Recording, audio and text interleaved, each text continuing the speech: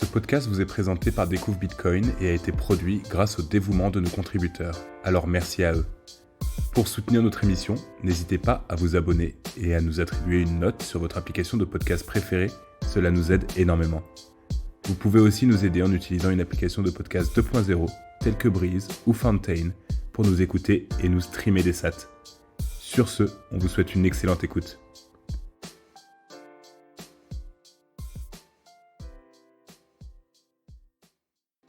Bonjour tout le monde, bienvenue pour la reprise de l'entonnoir du Bitcoin post-été avec l'intégralité de vos hosts favoris qui est présent aujourd'hui et puis nos quelques habitués aussi qu'on salue. Il n'y a pas vraiment de programme tout à fait défini pour cette reprise, si ce n'est l'idée de couvrir un peu les news de l'été, discuter des sujets importants dans l'écosystème Bitcoin qui se sont passés cet été et voilà, et faire une petite reprise tranquillement tous ensemble. Alors, je ne sais pas si quelqu'un veut ajouter quelque chose ou si vous avez des sujets qui vous tiennent particulièrement à cœur sur lesquels vous voulez qu'on commence. Voilà, je vous laisse vous exprimer. J'aimerais bien qu'on parle de DriveChain et de DAT 300. Bonsoir, non.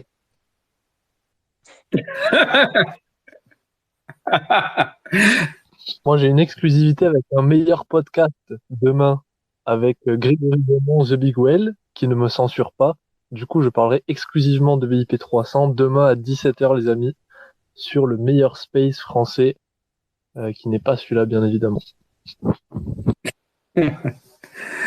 D'ailleurs, ça tombe bien parce qu'il y a une vidéo là de Grand Homme Crypto qui en a bien parlé. Je sais pas si tu l'as vu, mais peut-être que tu en as ras le cul aussi de cette histoire. Mais... J'ai peur de ce que Quentin Crypto peut faire comme vidéo.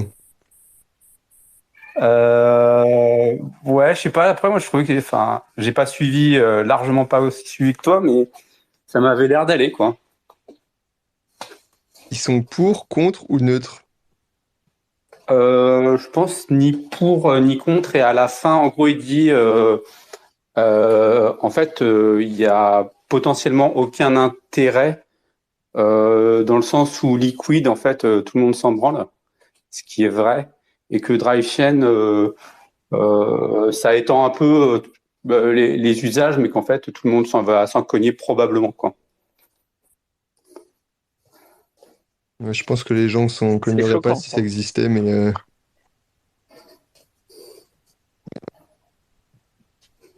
Ok, ça va alors. Pour ceux qui ne connaissent pas, en tout cas, je trouve que la vidéo, elle est... Alors, à chaque fois dans les commentaires, c'est marrant parce que les gens se plaignent beaucoup de la technicité. C'est vrai que la vidéo est un peu technique, mais bon, je trouve que c'est plutôt bien vulgarisé. Et en gros, voilà, ça permet de faire un autre type de sidechain. Et c'est énormément poussé par... comment ça s'appelle déjà? Layer 2 Labs, c'est ça? Ouais, ouais, c'est ça. Avec l'autre Paul, je sais plus quoi. Je ne rappelle même pas des Paul Stork, un nom comme ça. Ouais. Et ce qui est bien dans la vidéo, c'est qu'il parlait justement de montrer un peu ceux qui étaient plutôt pour chez les bitcoiners. Donc, évidemment, il y avait Adam Back. J'avais pas suivi l'affaire. Je savais pas qu'il était plutôt pour. Et j'imagine qu'il aimerait en bénéficier par effet de halo sur Liquid, puisque c'est un peu son business, c'est que tout le monde s'en cogne. Donc, c'est son business et BIP 300, ça lui permet de faire des two-way payout trustless, quoi. Enfin, trustless avec trust au mineur. Mais du coup, lui, ça l'arrange pas de plus passer par une fédération pour que ça s'étienne. Après, il disait aussi que Luc Dasher était pour. J'avais pas l'impression dans ces échanges. Donc après, j'ai peut-être loupé une subtilité. Évidemment, Fiat Jaff. Et il y avait deux autres noms, je me rappelle plus, des personnes, quoi. Mais puis après, effectivement, en fait, on se connaît un petit peu que les personnes, ce soit des grands ou pas, là, Adam Back, etc., ça n'a pas vraiment d'intérêt, quoi. Et le truc que j'avais pas trop compris dans les arguments contre, c'était disait qu'en cas de problème sur une drive chain, potentiellement, ça pouvait avoir un impact sur le layer 1. J'ai pas compris vraiment la mécanique. Je sais pas si quelqu'un, enfin, vu que vous avez un peu poncé un peu plus le truc, si ça vous parle, ce type de, enfin, ce risque-là. En fait, c'est s'il y a un problème avec les mineurs qui valident pas des withdraws ou qui valident des mauvais withdraws, et ben, tu es obligé d'invalider les blocs que les mineurs ont fait. Donc, du coup, tu es obligé du SF le truc. Du coup, ça remet la sécurité sur le fait que tous les utilisateurs font un UASF juste pour protéger des certaines drive chains. J'avais vu aussi un argument qui était intéressant pour la partie withdraw. Il faudrait que j'arrive à retrouver le tweet. Ouais, c'était Rich Jael, j'aurais jamais à prononcer son nom. En fait, avec le système de vote qui se fait sur 13 150, 26 300 blocs, je suis en train de dire, je vais vous partager je vous partage le thread où il dit qu'il faut en gros 25% du hash rate pour bloquer le withdraw. Ouais, parce qu'en fait, quand tu votes contre, ça fait un vote -1. Et comme il faut 50% pour que ça passe, et ben, si tu fais si tu as 25 contre, et ben t'arrives à moins de 50, quoi. Ouais, mais ça, je crois que c'était un bon argument contre dans le modèle de sécurité où en fait, à chaque fois ils essayent de monter les pro drive chains, ce qui est bien compris, c'est de dire que le modèle de sécurité, il est similaire que le layer 1, ce qui est pas vrai puisque sur le layer, en drive chain, en gros, ce que je comprends, c'est que tu peux te faire repool tes comptes, tes fonds, alors que sur le layer 1, c'est pas le cas. Et effectivement, cet aspect de threshold de 25%, en gros, ça augmente en fait significativement le risque de pas pouvoir récupérer ses fonds. Ça, j'ai trouvé ça intéressant et alors peut-être que dans les débats, ça m'était complètement passé au-dessus de la tête, mais le thread du coup que j'ai partagé est plutôt intéressant, dans le sens pour ceux qui veulent en savoir plus, je vous invite vraiment à jeter un œil.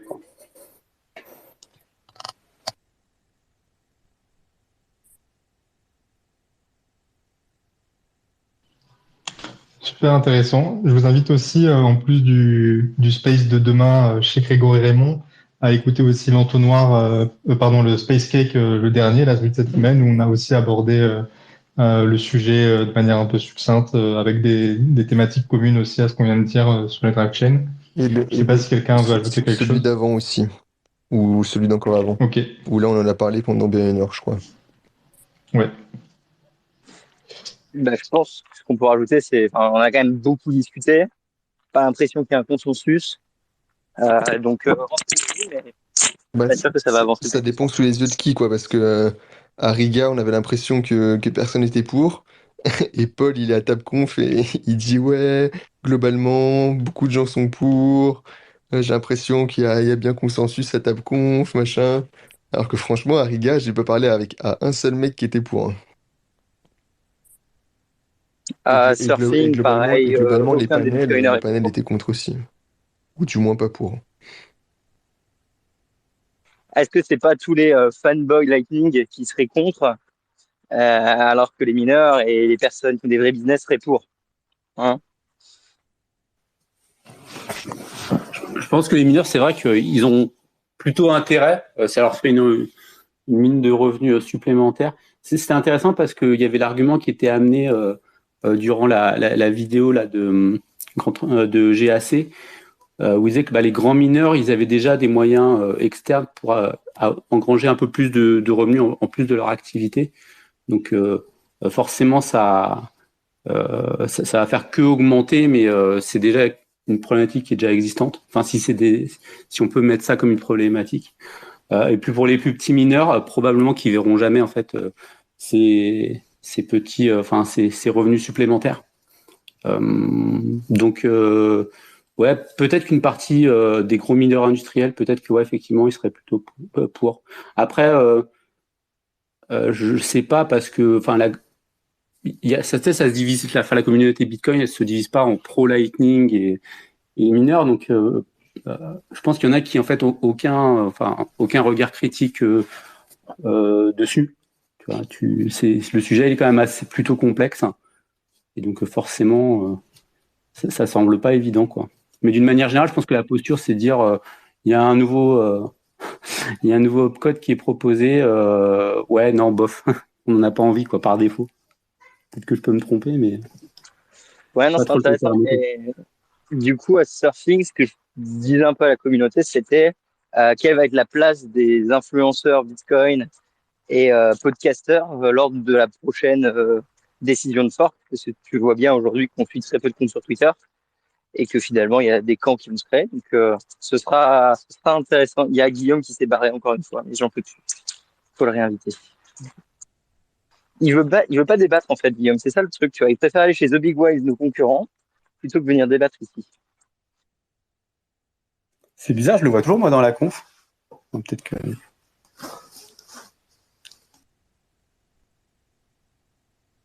Je le vois toujours. Je crois que Guillaume, il est pour de toute manière. Non, non. On va lui laisser la Guillaume, il est parole. On va lui laisser la parole.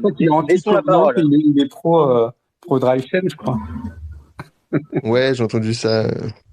Il est carrément pour. Il fait plein de tweets pour. Allô, on m'entend? Ah, bah ça le réveille, tu vois. Ouais, je suis dans les routes escarpées de Bonifacio, là. Évidemment, je suis pour les drive chains. Moi, je suis pour tous les BIP dangereux qui mettent à mal Bitcoin, évidemment, vous savez.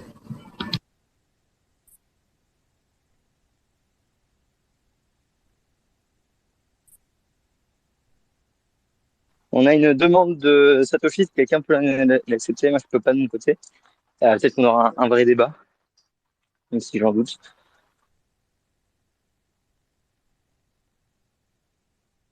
Bonsoir.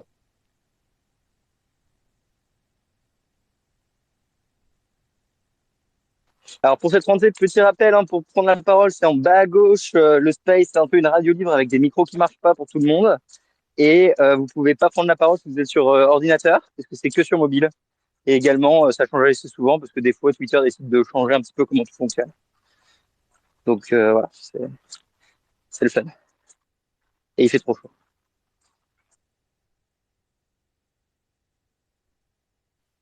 Bon, je crois qu'il nous a quittés. Ouais, il y a eu une déco. C'est pour ça que je me suis permis de faire ce message, parce que clairement, je sais que c'est le bordel, comme d'hab. Mon marqueur à quel point je suis blasé. Ça fait plaisir.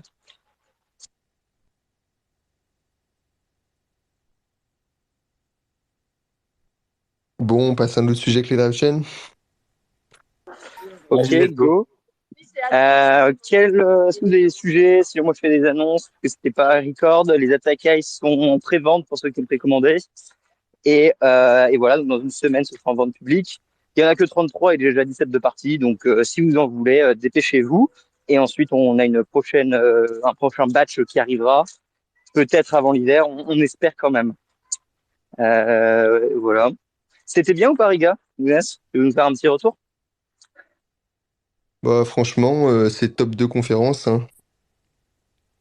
Et le top 1, c'est le BEF, parce que c'est le BEF. Mais ouais, c'était très très cool. Franchement, c'est la bonne taille de conf. On est, je sais pas, 500 peut-être, 550. Le lieu est pas super grand, il y avait de la bonne bouffe. Il faisait grand soleil. Les speakers étaient qualitatifs et pas centrés sur la régulation. Il y avait une room, il y avait un stage cypherpunk qui était uniquement,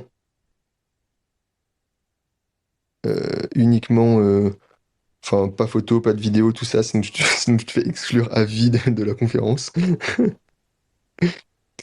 Et puis, qu'est-ce qu'il y a d'autre à dire? C'est sympa, comme d'habitude, de rencontrer tout le monde, discuter avec tout ce beau monde. Et ils ont mieux géré, les soirées aussi, cette année. C'était sympathique. T'as découvert des sujets ou t'as eu l'occasion de creuser plus des sujets que t'avais pas encore? Et ben, j'ai enfin compris comment Arc fonctionnait. Parce qu'il y a un mec, il y a Steven Roos qui nous a fait une présentation avec des avec des jolis schémas. Et ça aide quand même vachement. D'ailleurs, je pense que je peux vous mettre sa présentation là. J'avais envoyé pendant le Space Cake. Je vous conseille, hop, voilà, elle est là. Je vous conseille d'aller la voir. Et franchement, les schémas, ça aide vachement à la compréhension. Parce qu'il a dit que lui, il avait bien creusé, il avait rien capté aux explications au départ, et du coup, il a refait des explications plus compréhensibles, on va dire. Et, euh, et voilà, du coup, ouais, c'est ça le truc principal que j'ai compris. Sinon, bah, c'est comme d'hab, hein, tu t'apprends pas forcément énormément de choses en conférence, quoi. Tu y vas pour voir les gens. T'avais des démonstrations de business qui s'étaient montées ou pas? Euh, non, non, pas forcément, hein. Non, au Layer 2D, c'était un peu des boîtes qui présentaient les trucs qu'ils font en Layer 2. Donc il y avait un peu Voltage, Breeze, enfin tous les gens d'habitude. Mais rien en Tout comme particulier. l'aventure, quoi.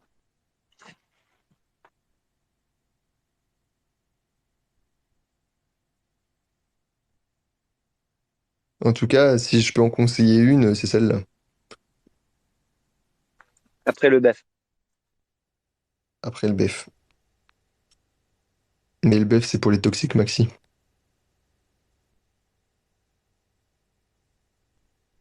On a une question au chat, pareil, j'arrive pas à la voir, parce qu'elle est pertinente, puisque c'est un spam. La question, c'est, on a voulu en commander le mois dernier des Atakai et Jim nous a dit rupture de stock. Point d'interrogation, point d'interrogation, point d'interrogation, point d'interrogation, point d'interrogation. Ouais, et il croit qu'il ouais, c'est bon. Le mois dernier, on les vendait pas, donc c'était forcément pas possible de les acheter. Mais là, ça y est, c'est bon. Donc, c'était dans les précommandes, tu as dû recevoir un mail. Et c'était pas dans les précommandes, on les met publiquement la semaine prochaine. Voilà, tu pourras passer à ce moment-là. Les prix d'Atakai, c'est beaucoup plus cher que je pensais au début. Mais en fait, même si tu achètes les S9 10 balles en Chine, et à la fin, un Atakai, on peut pas le vendre moins de 300. Pour une raison assez simple, c'est que tu te retrouves avec 60 ou 50 de livraison, les frais de douane, la logistique, les ventilos, tu en as pour quasiment 60 pour le modifier, l'adapteur Wi-Fi, la pièce 3D de Silex, la logistique, le bordel, le coût de l'envoi. Et en fait, tu le vends à 250, tu n'as pas de marge. Donc, euh, donc finalement, faire de l'écologie Bitcoin en essayant de recycler des S9, c'est pas si simple que ça. Et si tu les achètes en Europe, pareil, tu vas les avoir à 100 balles, hein, 150 PS9 finalement. Donc en fait, c'est pas aussi simple que ça que de faire du Atakai. Après, il fallait essayer pour apprendre. Alors ça passe toujours. On va avoir un deuxième badge. On peut sûrement s'améliorer, peut-être faire du volume. Mais en tout cas, c'est vraiment pédagogique et pour faire plaisir à la communauté. Je pense pas qu'un business uniquement basé sur la récup de minage soit vraiment quelque chose d'intéressant si quelqu'un voulait essayer de nous concurrencer. Franchement, voilà, c'est quand même plus galère qu'on pensait à la base d'Atakai. Donc là, on est content de les avoir sortis. On améliorera au fur et à mesure. En principe, ça va tourner. Mais ça justifie un petit peu le prix pour ceux qui connaissent un peu plus le SpaceX ou qui se poseraient des questions. Et comme forcément sur Twitter, les gens nous connaissent moins, quand ils voient 300 balles pour un S9, ils paniquent. Mais voilà, en fait, il faut comprendre juste que en fait, c'est pas si simple que de transformer un S9 en chauffage d'appoint. On avait essayé de me le dire, mais au moins, il fallait essayer. Maintenant, on a un peu des vraies stats. Donc, pour les curieux, ça fait ça.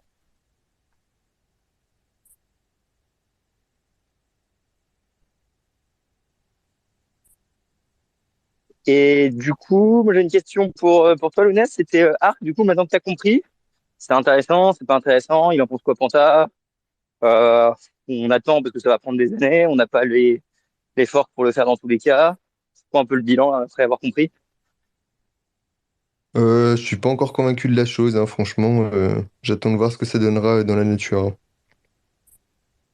Ouais, non, je suis pas complètement convaincu. Mais c'est bien pensé. Mais je suis pas convaincu. Après, je ne demande qu'à être contredit à avoir tort. Sauf que sachez que depuis que je bosse avec Lounès a jamais tort, ça devient de plus en plus insupportable. Donc je vous déconseille de bosser avec lui. Il a toujours raison, et t'as pas envie de l'écouter parce qu'il a toujours raison. Et à la fin, il a quand même raison. On a My drug. c'est science en fait. Salut. Je voulais juste rebondir. Tu parlais des S9 que vous modifiez, que comme quoi c'était pas un business intéressant. Je me demandais avec les prix de l'électricité qui vont augmenter apparemment beaucoup, etc. Est-ce que ce serait pas intéressant de lancer justement un business pour le chauffage d'entreprises et de préfabriquer, etc. En sachant qu'ils vont pouvoir récupérer une partie de ce qu'ils payent sous forme de SAT. Si, tu pourras. En fait, c'est pas que c'est juste que les marges sont petites et que c'est un truc ultra compétitif où finalement tu as beaucoup d'emmerdes et beaucoup de capitaux à apporter. Genre l'achat des S9, je sais pas, c'était genre 4000 balles, tu vois. Donc ça, faut les avancer. Pourquoi tu gardes pas tes bitcoins pour 6 mois avant de réussir à vendre le produit? Donc, en fait, c'est beaucoup d'emmerdes, pas grand-chose. Et oui, tu pourrais le faire à une échelle plus grosse, mais tu prendrais pas des S9, tu prendrais des S19, peut-être d'occasion, des anciens. Et du coup, tout de suite, c'est beaucoup plus cher à l'achat du matos. Et t'auras moins de clients, ou alors c'est vrai qu'en plus gros, tu as plus de coûts pour mettre en place les S19 dans ce bâtiment. Tu pourrais très bien, tu vois. Nous, évidemment, on s'est dit, ok, Atakai, c'est pour les plebs. Si jamais on a des sociétés qui veulent faire des trucs plus gros, on peut peut-être essayer. Mais en fait, d'un coup, tu deviens une société un peu comme anciennement Wise Mining, renommée, je sais plus comment ça s'appelle? Element? Non, ça s'appelle comment le nouveau truc maintenant? Euh, bon, bref, qui font du chauffage miné. Tu pourrais prendre des anciens Antminer et récupérer simplement les puces pour en faire quelque chose. Je suis sûr qu'il y a plein de possibles business. Et si tu as plein de temps et puis c'est vraiment ta passion, tu peux y aller. Mais pour moi, DB, comme c'est pas forcément le minage ma passion, je me rends compte que c'est plus dur que ce qui était pensé à la base, en mode il faut juste prendre un S9 et le modifier, quoi. Mais si tu peux carrément imaginer un business pour les sociétés ou offrir ce service, je pense que ce sera fait, hein, à terme. Ce sera forcément fait parce qu'il y a de l'argent à se faire. Mais il faut prendre la peine de le faire, quoi. Je sais pas si ça répond à ta question. Ça répond très bien. Non, moi, je mettais juste en lumière qu'il y a peut-être avoir des opportunités pour les pros, vu que l'électricité va vachement augmenter, quoi. Ouais, je pense que c'est plus. Après, c'est comme le startup pour acheter une boîte, hein. Je pense que c'est peut-être plus simple de se dire, j'installe déjà ça, je vais utiliser la technologie Bitcoin et donc développer ce pôle, plutôt que de repartir à zéro, parce que finalement, tu installes les chauffages à la fin. Donc, il faut créer une boîte qui installe les chauffages. Euh, mais oui, si tu as un filon, c'est possible. À mon avis, je pense que ce sera plus réaliste à petite échelle, tu vois. On peut me prouver tort. J'ai une autre question, du coup, hein, pour finir sur les Atakai.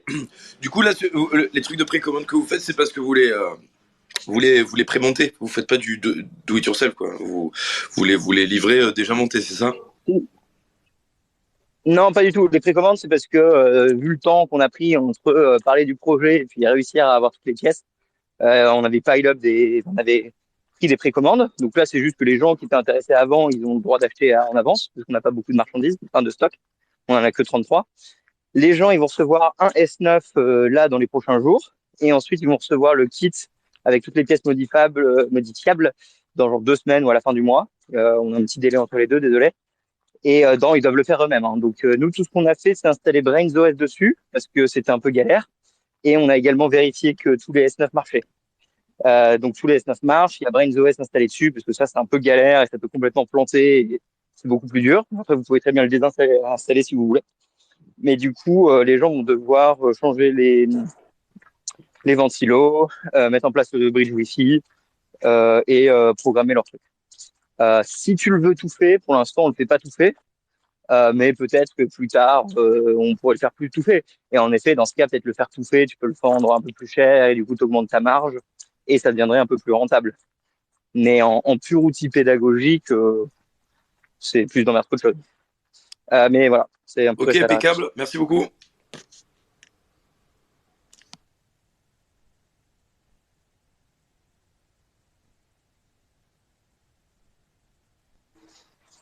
Bon, je vais entamer un autre sujet, hein, à moins que, je sais pas, dans les 30. Vous avez des questions, Fanny, John, des trucs, vous?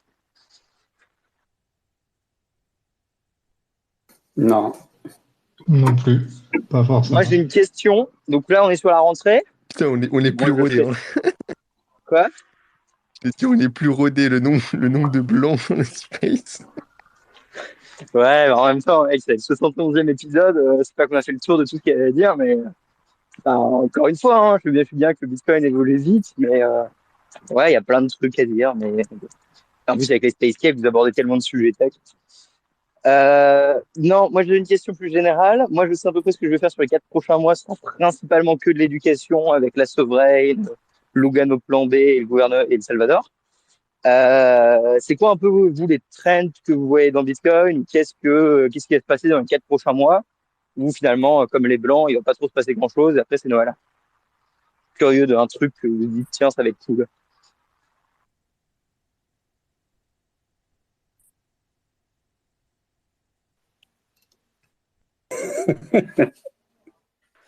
Ok, ça commence très fort pour cette saison.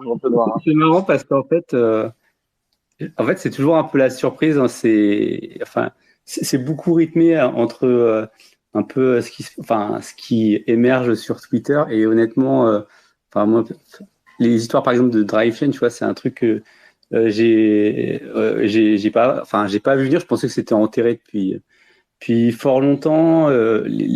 Tous les dramas autour des ordinals, etc., ils sont un petit peu tombés sur le coin de l'œil. Et en fait, entre les personnes qui build, qui annoncent des choses, mais qui ont besoin de soft fork, ce genre de choses, et en fait, ce qui s'impose en fait dans l'actualité Bitcoin, en fait, ça te prend toujours. En fait, j'ai l'impression que ça te prend toujours à rebours, quoi.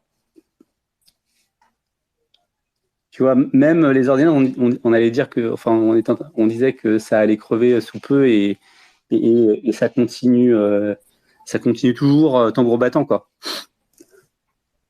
Ouais, ça continue, le volume est down, mais en effet, il y a un price floor mineur qui s'est installé.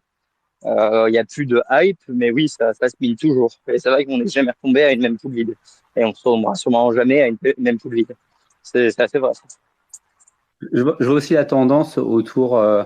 Je trouve que ça parle. Je vais pas parler de ce que je vois à l'avenir, mais je trouvais intéressant justement ce qui s'était passé, la congestion, les grosses congestions qu'on avait dans le même pool et l'impact que ça avait sur les solutions layer 2 là comme Lightning et les impacts opérationnels que ça avait réellement. Et je trouve qu'il y a une tendance un peu délusionnelle à ce sujet-là. Enfin, je sais pas. Enfin, en tout cas, moi, ça me touche. Je sais pas pour vous, même Lounès et Fanny, vous travaillez à fond sur une solution sur Allen Market. Donc, je sais pas si vous le percevez ou pas de votre côté. Est-ce que ça a une incidence même opérationnelle, tout ce qui s'était passé en fait au niveau layer 1? Je suis pas Allen Market, mais moi, par contre, de Salvador, c'était un massacre parce que ces cons de Mi Premier Bitcoin, ils ont appris Moon Wallet à tous les Salvadoriens. Et en fait, du jour au lendemain, Moon Wallet, il marchait plus. Ouais. Donc, je pense que Allen Market est moins impacté, mais nous, au Salvador, clairement, les Salvadoriens ont été impactés parce qu'ils utilisaient une solution qui a été directement impactée. Mais je pense que Allen Market n'est pas impacté. Ouais, mais Moon Wallet, c'est terrible parce que moi, j'ai dit que c'était quand même une solution globalement dopée, que c'était pas un vrai wallet. Et à chaque fois, on m'expliquait oui, mais etc. l'UX et tout. Et voilà, ça a eu un impact encore plus important que pour un wallet classique comme je sais pas moi, comme Phoenix ou. Moi, il y a un truc qui m'a, ce qui s'est passé autour de Moon Wallet, je trouvais ça un peu bizarre que des bitcoins renom le poussent. Ouais, alors il y a des solutions qui étaient vraiment plus élégantes. Il y a une explication un peu rationnelle de pourquoi Moon Wallet a été mis en place au Salvador. C'est qu'en fait, c'était un YouTuber espagnol qui a fait une vidéo sur Moon Wallet pile au lancement de la loi, et c'est elle qui a été prise dans l'algorithme YouTube. Donc tous les Salvadoriens ont téléchargé ce sport. Deuxième truc, c'est que la personne qui pousse énormément l'éducation sur place, c'est John de Mi Premier Bitcoin. Et en fait, lui, il a découvert Bitcoin en 2020 et il a lancé Mi Premier Bitcoin en 2020. Donc, il a fait un petit peu le truc, je découvre Bitcoin, je vais l'apprendre à tout le monde. Et en fait, il a appris Bitcoin en même temps qu'il faisait toutes les erreurs. Donc, pour lui, Moon Wallet, c'était très simple à utiliser. Donc, il n'a pas réfléchi plus loin. Et parce qu'il savait pas que ça marchait d'une certaine façon techniquement. Et du coup, ça a été le portefeuille préconisé par Mi Premier Bitcoin pendant 1 an et demi. Alors là, maintenant, ils ont arrêté, ils ont compris. Mais c'est en fait les deux facteurs qui fait qu'une grande partie de Mi Premier Bitcoin et donc du Salvador se sont mis à utiliser Moon Wallet. Donc en fait, des fois, il faut pas réfléchir plus loin. C'est vraiment juste, c'est ça la raison, tout simplement. Alors, on a Science qui veut parler, on a Silex qui veut parler, et on dit un gros bisou à Fred. Salut. Du coup, ouais, je suis plus tout à fait sûr de ce que c'était la question de base. Jean, je sais pas si tu peux la répéter, ou si c'était que tourné par rapport à Moon et au fait que des solutions un peu merdiques soient poussées, notamment dans les pays qui sont pas beaucoup éduqués et qui en ont grand besoin, comme le Salvador.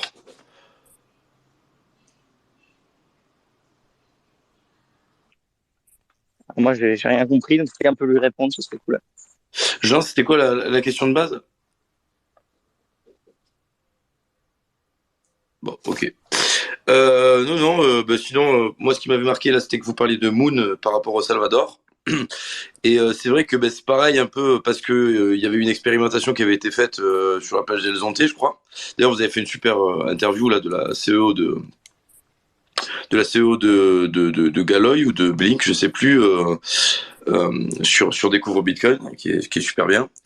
Mais c'est un peu pareil, quoi. La solution qui est poussée parce qu'ils ont fait les expérimentations avec ça, c'est une solution qui est custodiale, Lightning, etc. Donc c'est un peu toujours le même sujet. On va dire que pour mettre le pied à l'étrier, on présente souvent des solutions assez faciles où il y a un acteur centralisé derrière qui peut réagir hyper vite en cas de couac et compagnie. Donc je trouve ça aussi regrettable, hein, de la même manière qu'on chie le Blink ou ces solutions-là au niveau du Salvador, alors que ça reste du 100% custodial. Alors, par contre, le délire... C'est pas custodial, hein, Moon Wallet. Hein. C'est juste qu'en fait, une espèce de système un peu bizarre de swap. Et le wallet, en fait, il est à proprement, c'est pas un vrai wallet Lightning, mais il est pas custodial. Ça, c'est... je sais pas si tu confonds peut-être avec Wallet of Satoshi éventuellement. Non, effectivement, Moon n'est pas custodial, mais c'était pas une vraie solution vis-à-vis de Lightning. Moi, je disais, ça me fait un peu penser au fait que tout est souvent mis en avant pour ce qu'ils ont fait d'ailleurs, hein, et c'est très bien. Le wallet Blink, la Bitcoin Beach Wallet et tout ça, alors que bon, derrière, leur système par exemple de StableSats est custodial. Voilà. Qui au demeurant reste très pratique, hein, et très intéressant pour l'adoption. Ouais, Fred, il dit Moon, c'est parce que certains influents ont reçu du fric aussi. Je sais pas si tu as des sources là-dessus, mais c'est un peu ma ressenti, un peu mon coup de gueule que j'avais, c'est qu'effectivement, tu as plusieurs influx, podcasteurs, etc., qui le chillaient, et j'avais du mal à me sortir de la tête que c'était vraiment parce que la conception, on était au summum de l'UX et de la conception, de l'ingénierie logicielle. Donc peut-être que Fred, il doit avoir des sources quelque part. Modément, ça ne me surprendrait pas, hein, pour le coup. Hein, Peut-être pour rappeler ce que c'est Moon exactement, parce que j'ai l'impression qu'on n'a pas redéfini pourquoi l'UX était si pertinente. Mais c'est que donc c'est un wallet où en gros vous n'aviez pas à comprendre ce que c'est Bitcoin, à comprendre ce que c'est Lightning. Vous aviez une seule balance et vous pouviez envoyer et recevoir sans vous prendre la tête à savoir sur quel réseau je suis, est-ce que je suis sur du Bitcoin, est-ce que je suis sur du Lightning, etc. Donc c'était très bien abstrait de ce point de vue-là de l'utilisateur. Et la problématique qu'il y a eu avec le wallet, c'est qu'en fait la manière dont il fonctionnait, c'est que c'était plutôt qu'être un wallet Lightning, en réalité c'était un wallet Bitcoin qui permettait quand même de faire du Lightning en faisant des submarine swaps à chaque fois qu'il fallait interagir avec Lightning. Un submarine swap, c'est une transaction Bitcoin qui permet en gros d'interagir avec quelqu'un qui veut recevoir ou envoyer sur Lightning. Et ça fonctionne parce que de toute façon sur Lightning c'est aussi des transactions Bitcoin, c'est juste qu'on les publie pas. Pour le faire très simple. Et le problème c'est que du coup en fait traditionnellement sur un wallet Lightning, l'avantage c'est que ça scale bien parce qu'on fait pas de transactions on-chain. Sauf que là, à chaque fois qu'il y avait une transaction entre guillemets Lightning, en fait, pour de vrai, il y avait 1 à 2 transactions on-chain qui étaient nécessaires. Et donc forcément, quand les ordinals sont arrivés, on a trouvé la limite de ce modèle parce que les frais ont complètement explosé on-chain et du coup, Moon ne marchait plus parce qu'en fait, ça devenait complètement économiquement impossible de faire des transactions sur Moon parce que ça coûtait plus cher en fee. À noter aussi, donc effectivement, on n'est pas du tout sur un problème de custodial versus non custodial. Et à noter par contre que c'est intéressant parce que maintenant qu'on a slicing sur Phoenix, ben on arrive à avoir une UI qui est assez proche, enfin une UX qui est assez proche. Et pour le coup, là, on n'a pas toutes ces problématiques de congestion on-chain. Après, ça Phoenix, personnellement, même avant le slicing, enfin, l'utilisais beaucoup et j'ai jamais eu de vrais problèmes ou de limitations. Alors peut-être que j'ai de la chance, je sais pas, hein, mais mon usage faisait que je tombais pas dans les edge cases, quoi. Mais enfin, pour moi, enfin, en termes d'UX, je trouvais que c'était aussi, enfin, c'était vraiment cool et transparent puisqu'on avait qu'une seule balance également et j'arrivais pas à éprouver trop les limites, quoi. C'est vrai que même avant slicing, il y avait déjà une balance unique sur Phoenix, mais on va dire que là, elle est aussi, elle est dans le front, mais elle est aussi, c'est aussi ce qui se passe en fait. Tu regardes dans le point de vue technique, tu as aussi juste une UTXO. Donc il y a une meilleure, on va dire, il y a une meilleure parité entre l'expérience utilisateur et la réalité sous-jacente. Ouais. Mais oui, je suis d'accord, hein, sur l'expérience utilisateur, elle était déjà très bonne, je trouve. Après slicing, ouais, effectivement, moi je l'attends plus dans les implémentations. Alors ça arrive là sur Element, je crois que je sais pas si c'est en bêta la future ou pas. Sur LND, aucune idée de où en sont les travaux. J'ai l'info. Donc pour ces Lightning, donc Lisa ont quasiment poussé le truc. Ça devrait sortir là d'ici quelques semaines, un mois max. En principe, ils sont tout bons. Et LND, ils ont pas du tout. C'est pas dans la roadmap, hein, donc tu peux attendre longtemps. Non, Taro avant. Pardon. Et Lisa, très très sympa. D'ailleurs, du coup, parce que j'ai passé pas mal de temps avec donc Lisa de Core Lightning au Salvador et puis après à Surfing. À quel point vous utilisez ces Lightning ou à quel point vous avez essayé de faire des trucs avec ces Lightning pour balancer un petit peu ces propos par rapport à ce que vous considérez du truc. Juste curieux.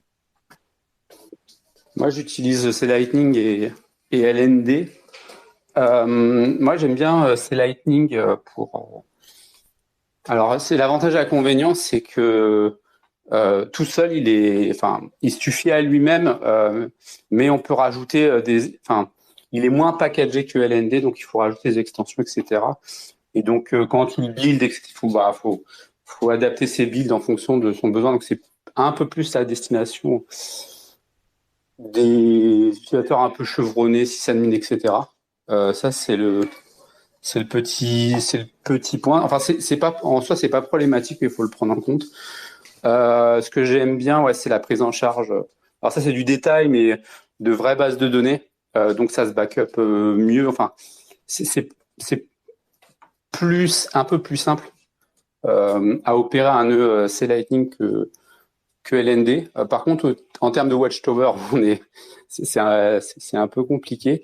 Et l'autre truc que je trouve, et j'ai découvert ça récemment à l'issue de la charge du même pool à cause des inscriptions, c'est que les channels, comment ils sont faits, ils utilisent. Tu vas peut-être j'ai un trou de mémoire, Fanny, mais tu sais, t'as pas les UTXO là que tu peux dépenser. Tu sais, quand tu veux accélérer la fermeture. Les encore output. Ouais, voilà, merci. Et ça, tu peux pas encore le faire sur ces Lightning. Et donc, quand si par malheur ton channel est fermé et qu'il y avait un problème d'estimation de frais, etc., ce que j'ai eu, hein, j'ai utilisé un plugin qui estimait mal les frais. Et je me suis retrouvé avec des channels en fait à fermer à très très en deçà. Et donc, du coup, tu peux, sans ces encore output, bah, t'es un peu coincé, quoi. Et ça m'a vraiment posé problème, quoi. Donc, mais en théorie, tu pouvais toujours CPFP ta transaction, même si elle n'est pas l'encore, non? Non, parce qu'en fait, quand tu fermes quand tu as un force close comme ça, en fait, les transactions qui sortent, en fait, elles sont pas directement en fait dans ton wallet. En fait, il y a des espèces de c'est Théo qui m'en avait parlé là dans nos échanges. En fait, il y avait c'est un système avec des dérivations d'adresses, etc. que t'as pas directement dans le wallet et donc tu peux pas les dépenser. Tu peux pas les redépenser comme ça. Ok. Faudrait que je retrouve un petit peu le truc, mais là, ça fait quand même il y a quelques mois, et donc le problème est résolu. Mais non, la seule solution, c'était les encore output tant attendu, et du coup, c'était revenu un petit peu sur la pile de Core Lightning. Après, pour continuer un petit peu sur ce que je vois, il y a vraiment des petites fonctionnalités qui te permettent plus facilement d'avoir en fait une comptabilité sur son nœud. Tu as un plugin qui a été créé justement par j'ai oublié son prénom, la personne que tu Lisa. Ouais, elle avait créé un plugin vachement cool et qui te permet de faire de la comptabilité sur son propre nœud. Oui, et en fait, son but, c'est que via ton propre nœud Core Lightning, en gros, tu peux devenir ton propre BTCP serveur, mais sans les utiliser, parce que du coup, 100% de ton shop et de toutes les invoices et de tout ton système comptable, il serait directement dans le nœud en utilisant le système du nœud. Et donc, tu n'aurais pas besoin de rajouter des trucs au-dessus pour faire tourner tout ton système de compta. Elle a essayé de me l'expliquer. C'est un peu son projet à côté qui est boss en off. Et ouais, c'est un truc comme ça. C'est vrai, bien vu. Mais sinon, alors je sais qu'il est dans Umbrel, mais ça reste pas tout à fait évident à utiliser. Je sais pas. Je sais que Fanny, toi, t'en as installé un. Je sais pas si tu as pu un peu creuser le sujet. Moi, ça fait plus d'un an qu'il tourne. Après, dans l'ensemble, il tourne bien, quoi. Il n'y a pas de. T'avais même une extension. Alors après, je l'avais arrêté. C'était CL Boss, où en gros, il s'occupe de tout. Voilà, tu le laisses dormir, il monte les channels, il rebalance. Alors ça te coûte une blinde. C'est pour ça que je l'avais arrêté. Mais au moins, tu as un nœud qui est toujours liquide, tu n'as jamais de problématique là-dessus. Non, tu sais que je suis pas dev, moi-même parle, je fais oui, j'essaie de comprendre le plus que je peux comprendre. Comme d'hab. Ouais, non, effectivement, moi aussi, j'utilise Core Lightning là, depuis un petit mois, quelque chose comme ça, et c'est vrai que c'est pas mal. Maintenant, même par rapport à ce que tu disais, John, sur les côtés plugin, et le côté que ça peut être quand même standalone, et après, tu peux customiser, ajouter des plugins si jamais tu as des besoins particuliers. J'ai l'impression qu'ils sont justement en train de créer quand même une base de plugins qui vient automatiquement avec Core Lightning pour permettre justement de couvrir quand même l'essentiel des cas d'usage. Donc, tu as effectivement ta Bookkeeper qui est le plugin de comptabilité. Et après, tu as des plugins qui te permettent d'interagir avec ton nœud à distance, comme Commando et CLN REST, qui sont automatiquement dedans. Tu fais bien, mais c'est vraiment une killer feature d'un Commando. C'est de pouvoir le commander comme ça à distance. C'est difficile de l'expliquer, mais j'avais déjà plugué mon wallet Albi là, GetAlbi avec Commando sur mon nœud, et je trouvais ça vraiment insane à gérer, quoi. Ouais, bon, moi ça marche pas, donc peut-être que si tu veux on en discutera parce que j'arrive pas à trouver pourquoi, mais oui, en tout cas c'est super intéressant comme feature effectivement, parce qu'en gros l'idée pour expliquer très rapidement, c'est que ça permet de contrôler son nœud Core Lightning, mais en passant directement par le réseau Lightning en lui-même. Donc oui, c'est assez intéressant et c'est presque magique parce que en théorie ça marche assez facilement. Voilà, il y a 2-3 trucs à copier-coller et c'est parti quoi.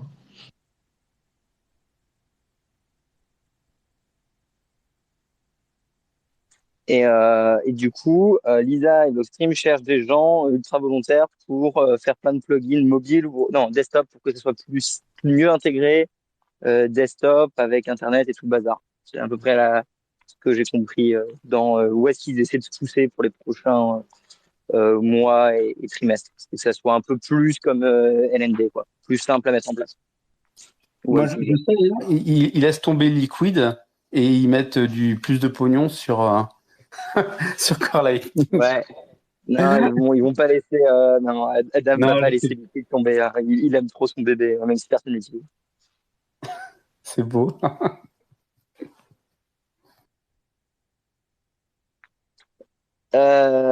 Silex, tu voulais parler? Vas-y. Je sais pas, t'es en intervenant. Silex qui a fait énormément de Nerd Miner et de trucs pour Attaquer, donc bravo à lui et n'hésitez pas à aller sur son shop hein, si vous ne connaissez pas encore Silex Experience.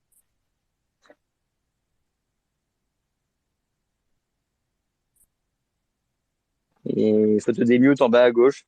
Et sinon, on considère qu'il n'y a pas Silex.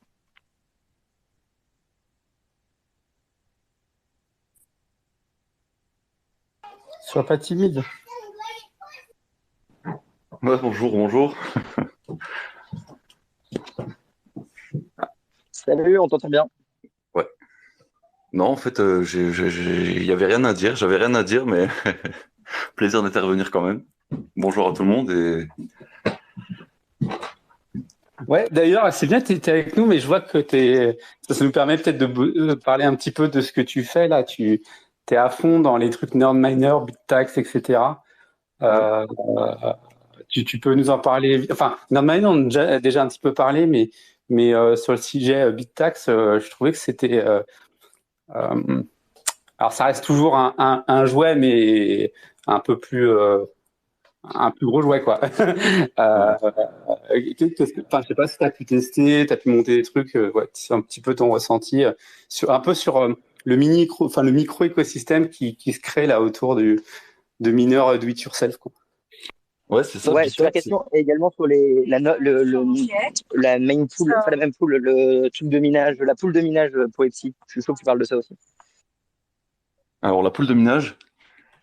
La pool de minage sur lesquelles les nerd miners en fait sont pré-setup et sur lequel en fait tous les exécutants de nerd tombent, c'est ça? C'est ça que vous voulez parler? Non, moi je voulais deux. En général, la question de John était super et moi je voulais également que tu parles de la pool de minage parce que c'était un peu en complémentaire de sa question. Ok.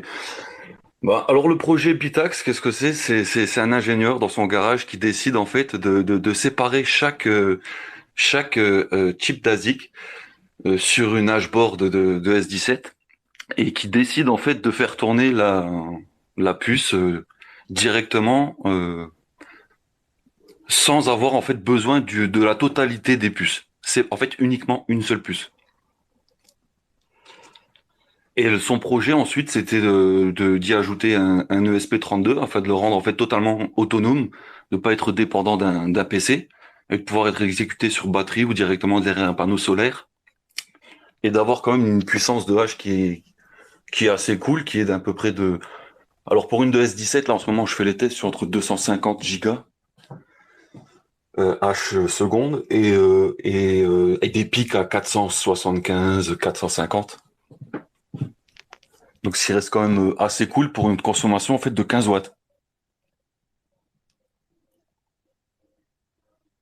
Allô? Non, mais on t'écoute. On t'écoute. Hein. On est vraiment les élèves, là, t'es le prof. Et donc, en fait, ça fait ce qui se passe, c'est qu'en fait, on a quasiment la puissance d'un ASIC. On commence à miner, on commence à parler de demi-téra H pour une puissance de 15 watts, en fait. Et je trouve ça vraiment accessible pour la plèbe, en fait, parce que du coup, ça nous permet pour un plebster, en fait, de pouvoir accéder à partir. En fait, je sais pas si vous avez déjà vu, enfin, les shitcoiners, ils adoraient faire ça. Ils créaient des tokens, en fait, pour pouvoir vendre des hash ou une mini puissance de calcul à partir de $50. Eh ben, je trouve qu'en fait, l'idée là, c'est exactement la même sur Bitcoin, sauf qu'en fait, on met pas de token en place, rien du tout. Mais on divise, par exemple, la 48 chipsets sur un ASIC sur une hashboard de S17. On divise par 48 et en fait, vous pouvez acheter pour 80, 90 dollars un demi-térahash de puissance sur Bitcoin. Pour une 15 watts, donc qui se plug sur un USB ou sur une batterie externe en Wi-Fi. Ce qui crée un bon petit ticket de loterie en fait et qui permet d'accumuler plusieurs boards. Je sais pas si vous voulez mettre 50 € par mois, enfin l'équivalent d'entre 50 et 100 €, vous accumulez plusieurs boards et vous montez pour moins de 100 watts vite fait à 5 Tera, 5 TH de puissance sur Bitcoin. Et après, au-dessus, tu passes à la Takai, quoi. Voilà, exactement. En fait, ouais, au-dessus, en fait, c'est la Takai. En fait, ce qu'il y a, c'est un rapport de puissance. C'est un rapport de consommation et de puissance délivrée. À Takai, c'est pas du tout le projet Bitax. C'est vraiment deux choses qui sont différentes. C'est deux usages différents. C'est pour deux populations même différentes. Une personne qui désire avoir 5 Tera, c'est plus économique d'avoir un Atakai que d'avoir 5 ou 6 Bitax. Par contre, si vous avez un projet de panneaux solaires au fond de votre jardin et que vous voulez mettre, je sais pas moi, 4 mètres carrés de panneaux photovoltaïques et les faire miner avec du Bitax, là, ça devient possible. Donc en fait, ce qui se passe, c'est qu'il y a une bonne partie de la population qui va pouvoir être équipée si le projet arrive à être développé, à être poussé encore plus fort. Pour moi, c'est une révolution dans le mining. Pourquoi ? Parce qu'en fait, c'est quoi la première barrière d'accession au mining ? C'est le prix d'accession au matériel. Il faut au minimum 3 à 5, 6 000 euros pour commencer à avoir du matériel potable. Et il faut aussi, surtout, avoir en fait une puissance entre 1500 et 3000 watts à pouvoir consacrer dans son foyer pour faire tourner un mineur. Donc c'est deux grandes barrières en fait qui viennent d'être éclatées avec un Bitax. Ouais, c'est cool. Je te remercie.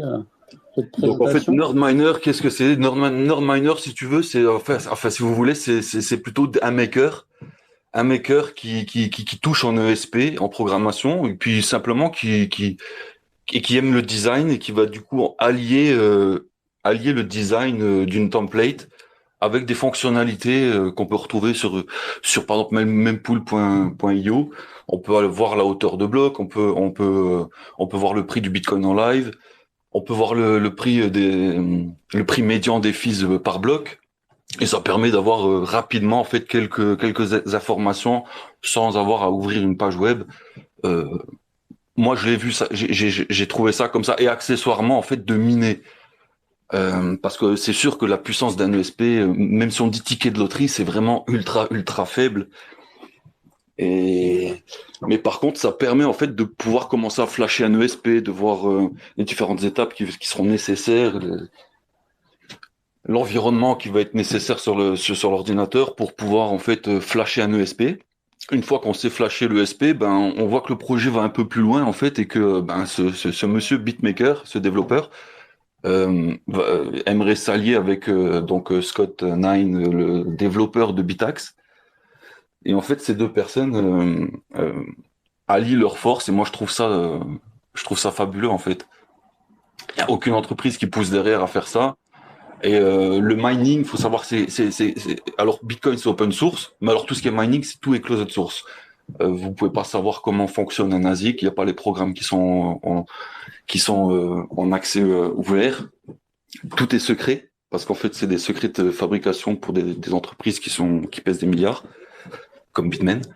Et donc du coup en fait c'est l'alliance de plusieurs petits cerveaux en fait qui vont rétrofit des ASIC pour pouvoir en fait les décomposer aussi leur prix, et pour pouvoir le faire accéder, on l'espère, le plus largement possible à la plèbe. Et ouais, deux choses. Tu disais que effectivement le monde des ASIC c'était quand même fermé. La question que je m'étais posée, c'était comment ils avaient réussi à trouver le moyen de miner directement, tu sais, sur la puce du S17, alors que j'imagine que la puce en elle-même, il doit pas avoir beaucoup de documentation qui devrait permettre de la piloter. Enfin, c'est ce que je pensais, mais peut-être que je me trompe. Non, mais c'est ça, en fait, il y avait quasiment pas de documentation, mis à part, en fait, je crois, c'était Gecko Science, en fait, qui avait commencé à avoir quelques documents là-dessus, et puis, en fait, il a tout rétrofit, l'intégralité. Alors, ne me demandez pas comment exactement il a fait pour commencer, mais ça fait déjà, je crois, presque 2 ans qu'il est sur ce projet. Non, mais t'as raison, en plus, les Gecko Science, j'avais oublié, en plus, c'est con parce que j'en ai une. Effectivement, c'est des puces. Enfin, pour ceux qui connaissent pas, là, c'est les petites clés USB qui minent. Et dedans, en fait, il y a des puces en fait d'ASIC, alors de vieilles ASIC, mais du coup, le principe en fait existe, quoi. Le principe existe, sauf qu'en fait, eux, ils avaient poussé la chose, mais tu étais obligé de plugger ça à un USB connecté à ton PC. Ouais. Donc, tu restais dépendant du PC. Ouais, mais du coup, comme en fait, tu avais ton CG Miner, j'imagine que la personne, effectivement, qui a créé le Bitax, il a pu s'appuyer en fait sur ce qui avait été. C'est ce que tu disais, hein, sur C'est ce qui ça. avait été. Ouais, c'est plus clair. Ouais. Ok. Et du coup, la histoire ce que disait Roxy là pour le pool de minage, ouais, c'est vrai que j'ai pas tilté, mais en fait, ils ont monté un pool de minage dédié au. Ouais, c'est ça, en fait, c'est que le projet commence à prendre de l'ampleur. On sent qu'il y a une demande derrière. Mais comment estimer tout ça? Et puis, alors vu que ça a une très faible puissance de calcul, il y a une énorme demande sur le fait de pouvoir d'abord mutualiser la puissance de calcul. Mais là, faut savoir que même avec 4000 nerds branchés sur la poule, je crois il y a 200 mégas, quoi. Donc, je crois que c'est un bon PC, ça fait autant. En plus, mais ça doit. Enfin, moi, ça unifie les projets, donc on peut voir les personnes qui branchent leur Bitax dessus. Et puis en fait, c'est pas un pool mutualisé, hein, c'est un pool de solo mining. En fait, on utilise le serveur de pool en fait pour valider le bloc, pour se servir de référence en fait, mais parce qu'en fait un ESP ne peut pas faire tourner en fait un nœud. Il ne peut pas solo miner réellement, quoi. Ouais. Par contre, ce que j'avais vu, c'est que moi j'avais réussi personnellement à faire tourner un mini pool, alors à usage perso, sur un Rockpi. Donc c'est-à-dire que sur le papier, on pourrait très bien avoir genre un Umbrel like ou enfin peu importe. Ah oui, d'accord. Oui, si on passe sur du Raspberry, oui, ce qui est déjà un peu plus puissant, il y a moyen de faire d'autres choses, mais c'est pas le même volume non plus. C'est presque 10 fois plus gros. Tout à fait. Je veux dire que dans le principe, en fait, je savais avant les Nerd Miners, je savais pas qu'on pouvait se créer son propre pool de minage. Et je trouvais ça intéressant comme approche. C'est que ce petit univers, là, ce petit écosystème qui se crée, ça te permet de mettre un mini pied dedans et de découvrir des choses que tu avais, le protocole Stratum, etc. Je trouvais ça intéressant du coup, de redécouvrir des choses ou de creuser un peu plus en détail par la pratique. C'est ça. Le but de Nerd Miner, c'est ça en fait, c'est de découvrir une pool, vraiment faire la différence entre qu'est-ce que le solo mining et puis le minage communautaire, parce que c'est un peu abstrait dans la tête des gens. Et puis, on va dire le point d'éducation, c'est porté là-dessus, c'est pas porté sur de la technique spécifique, on va dire. Là où Bitax c'est beaucoup plus spécifique, mais c'est très early encore.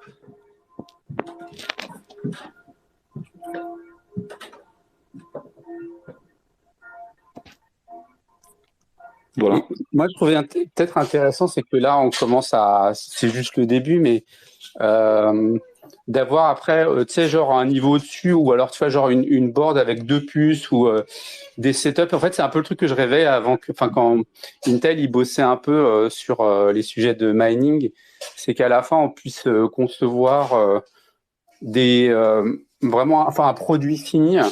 Et Bitax sera en fait la première marche en fait pour faire en fait un produit un peu plus.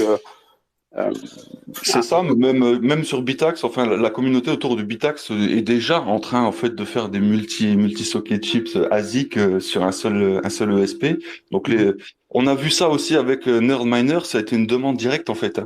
Ouais. Ok, j'ai un Nerd, mais j'en veux 2, j'en veux 3, j'en veux 4, puis je veux en fait qu'ils soient ensemble. Ouais. Et en fait, c'est exactement en fait du coup le même process qui va se répéter sur Bitax en fait. Là, il y aura différentes boards avec différents nombres d'ASIC possibles. Et puis, je pense qu'il y a tout qui est à faire en fait. Il y a aucune limite. Il y a aucune limite. J'ai l'impression dans la création en fait. Il y a que l'imagination c'est la seule limite, c'est l'imagination. Ouais. Et moi, ce que je trouvais super, c'était que attends. Je m'enfuis.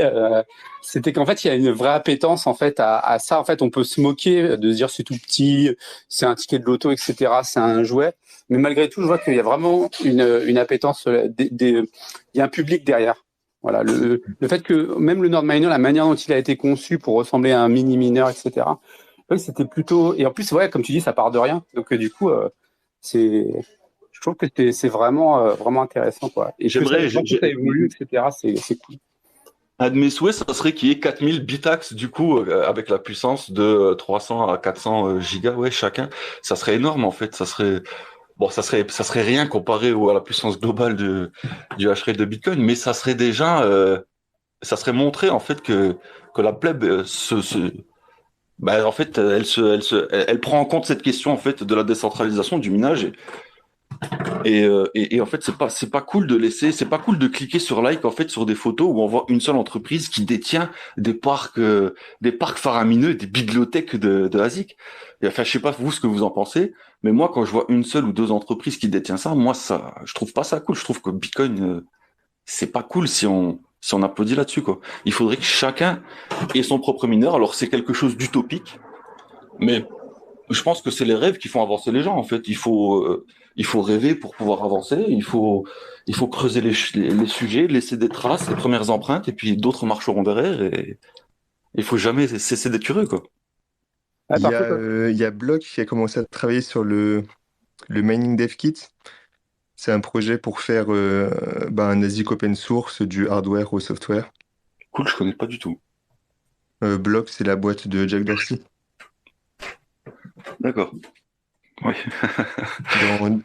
dans la continuité de faire, parce qu'ils veulent aussi faire un wallet, un hardware wallet aussi complètement open source. Ils font pas mal de trucs comme ça. Et dans le tas, il y a un ASIC open source. Donc c'est une première étape, je pense. Ouais. Après, bon, ce qu'il y a, c'est que Bitax n'est pas financé par personne, je crois.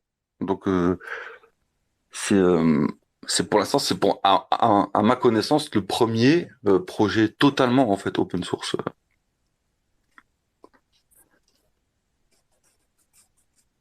Après, il peut y avoir des synergies et puis un apport de financement. Le principal étant que. Mais ça sera pour créer une société alors, parce qu'il va falloir un producteur. Si on s'organise avec l'ancien monde, avec le monde, avec l'idée de financer, on va financer en fait une société qui sera détenue par une personne, par une association. Je vais prendre l'exemple de Noster. Noster, il n'y a pas d'entreprise. Jack Dorsey, il a amené du pognon. Alors, effectivement, c'est centralisé dans le sens où il n'y a pas d'hardware à fabriquer, il n'y a pas de matière première à aller chercher. Oui, non, mais en fait, il y a des gens quand même qui passent du temps pour avoir un bounty, c'est-à-dire que quand il va passer du temps, il va passer 15 heures, une semaine, un mois sur un sujet.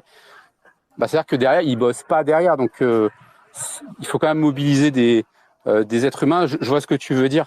Mais in fine, tu n'as pas forcément besoin d'avoir une structure. Tu peux en avoir besoin, mais je pense pas que ce soit rédhibitoire. Enfin, après, c'est mon avis là-dessus.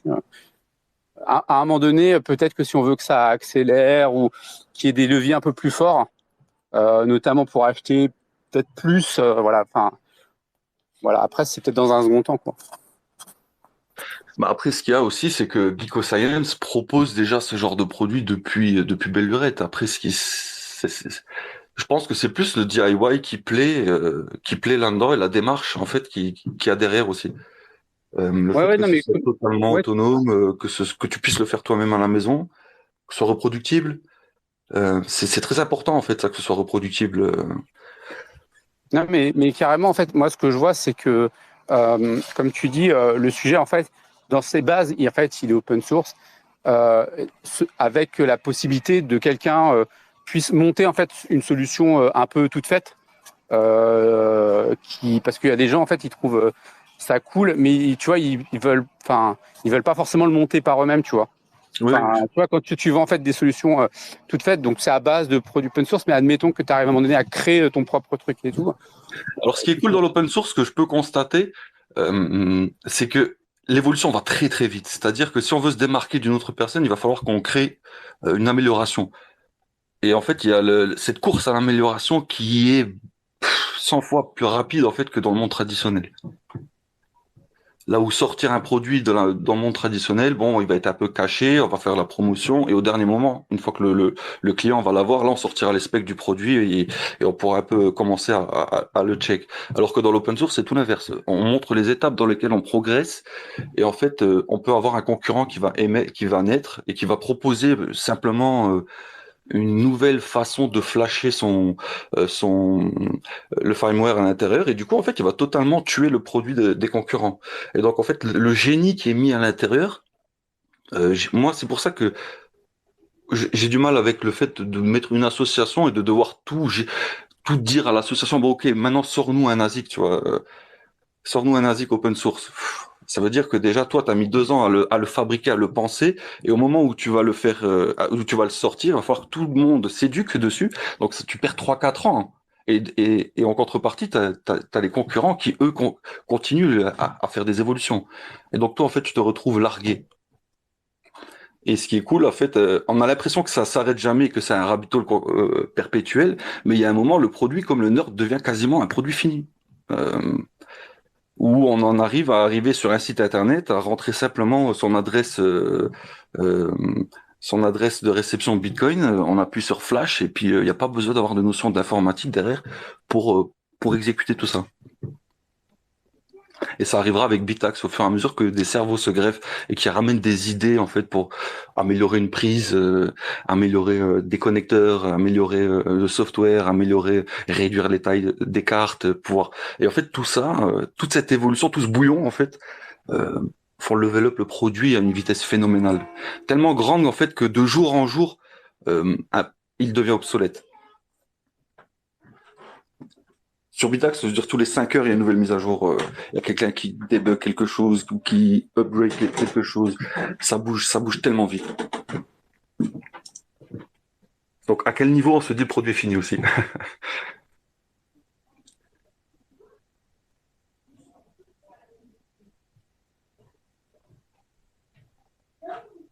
C'est toujours là? Il y a quelqu'un? Ouais. Je sais pas si je me suis beaucoup emballé, je me suis beaucoup dispersé, je sais pas si. Et maintenant, voilà. C'était vraiment intéressant. Ouais, c'est super intéressant et je suis complètement d'accord sur ce que tu disais tout à l'heure, c'est que certes, on va jamais avoir tout le monde qui va miner chez lui, mais si on veut atterrir dans les étoiles, il faut viser la Lune, comme disait je sais plus qui. Donc ouais, il faut voilà se mettre des objectifs qu'on sait qu'on va pas atteindre, mais c'est clair que la situation actuelle est pas du tout satisfaisante. C'est ça, dès le départ, en fait, où il y a très peu d'entreprises, où il y a un monopole sur le marché de la création de machines de minage, où il y a 2, 3, 4 entreprises qui sont capables de créer, et je pense pas. Comment on pourrait résoudre ce problème, en fait? Il y aurait 2 solutions. On arrête d'utiliser ce matériel de minage, ou on accepte la situation. Ou on trouve une autre situation alternative en essayant de rétrofit et de distribuer le savoir, en fait.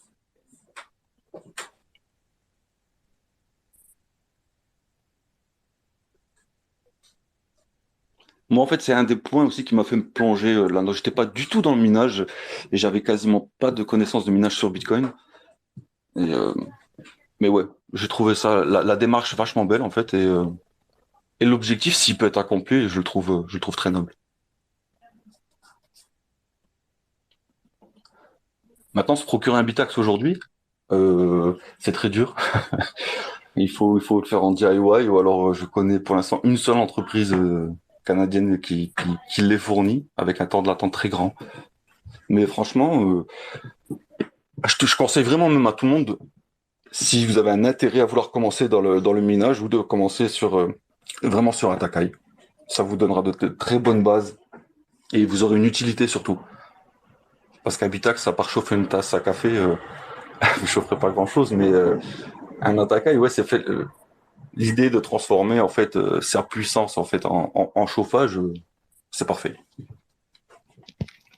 Vous allez rencontrer tous les premiers problèmes et vous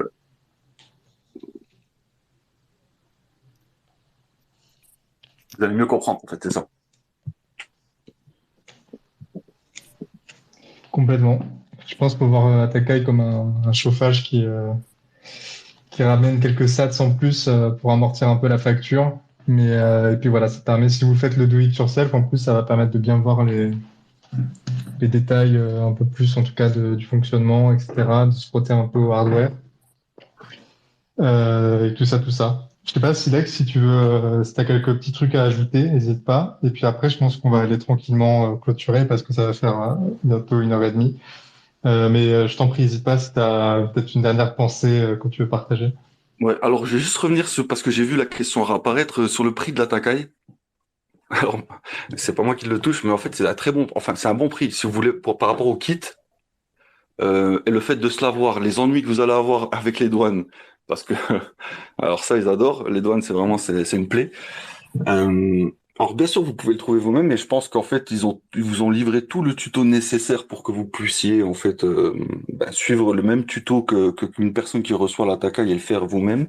Et en fait, vous allez vous rendre compte que vous avez pas l'être très loin en fait du prix final. C'est vraiment justifié et une très beau projet de Découvre Bitcoin. Bravo à vous.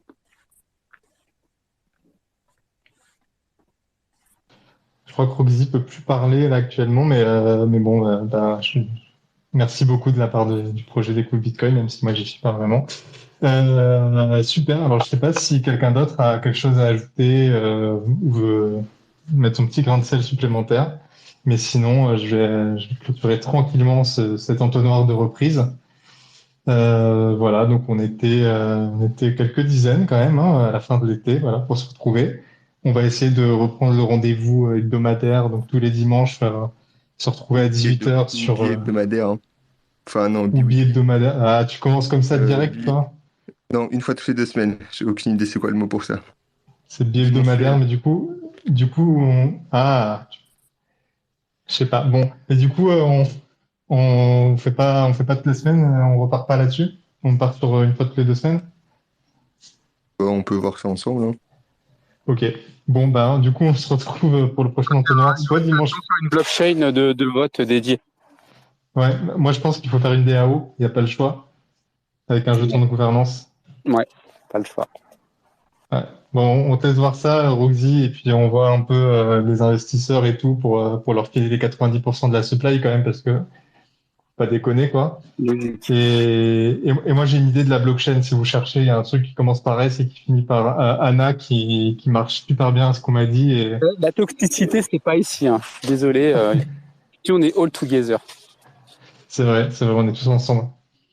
Non, mais trêve de plaisanterie. Merci beaucoup à toutes les personnes qui sont venues nous voir, que ce soit pour nous écouter, pour prendre la parole, pour ajouter leurs remarques ou leurs questions. C'était encore une fois super bien. On se retrouve soit dimanche prochain, soit dimanche d'après. On vous tiendra au courant des résultats du vote communautaire. Et puis d'ici là, bonne semaine. Prenez soin de vous, restez curieux. N'hésitez pas, voilà, à nous ping si vous avez des questions, parce qu'on est toujours preneur pour des idées de sujets. Donc, s'il y a des trucs que vous voyez passer qui vous intéressent et que vous pensez que ça peut être pertinent qu'on en discute, n'hésitez pas à nous en parler sur les réseaux, que ce soit Twitter, Nostr, etc. Et puis, on se retrouve la prochaine fois. Merci encore, bisous. Bonne soirée, bisous. Bisous. Merci d'avoir écouté notre podcast, j'espère qu'il vous a plu. N'hésitez pas à le partager sur les réseaux et nous mettre une note sur votre plateforme de podcast préférée, ça nous aide énormément. Ceci était une production Découvre Bitcoin, je vous retrouve très bientôt sur les réseaux. Merci à vous et n'oubliez pas de le partager grandement. Salut!